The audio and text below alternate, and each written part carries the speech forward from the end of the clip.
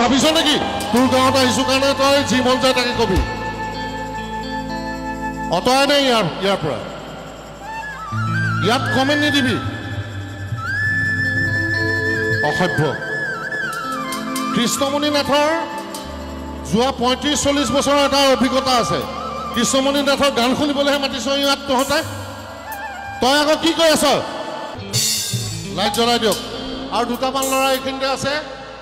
Alto ফাল্টু কথা কৈ নাথাকিবি মোৰ লগত আৰু যদি উল্টা পুল্টা কৈ থাক মই গান নেগাম ইয়াৰ পৰা গুচি যাম কোনে কৈছে নাযাবা গাবলৈ কোনটো ল'ৰা কোনে কৈছে নাযাবা গাবলৈ ফটোমি কৰিব আহিছ ইয়াত মই ইয়াত তহঁতৰ গান গাম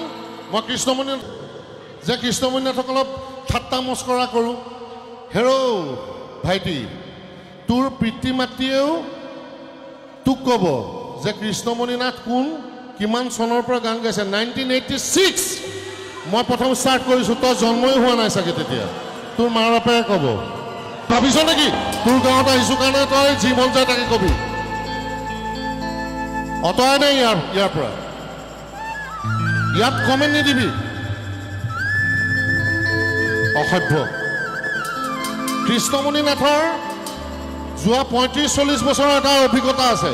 কৃষ্ণমণি নাথৰ গান শুনিবলৈহে মাতিছ ইয়াত তহঁতে তই আকৌ কি কৈ আছ লাইট জ্বলাই দিয়ক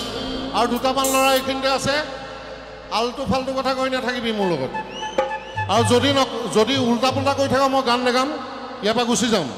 কোনে কৈছে নাযাবা গাবলৈ কোনটো ল'ৰা কোনে কৈছে নাযাবা গাবলৈ ফটোমি কৰিব আহিছ ইয়াত মই ইয়াত তহঁতৰ গান গাম মই কৃষ্ণমণি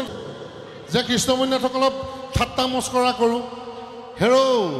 ভাইটি তোৰ পিতৃ মাতৃয়েও তোক ক'ব যে কৃষ্ণমণি নাথ কোন কিমান চনৰ পৰা গান গাইছে 1986 মই প্ৰথম ষ্টাৰ্ট কৰিছোঁ তই জন্মই হোৱা নাই চাগে তেতিয়া তোৰ মা বাপেৰে ক'ব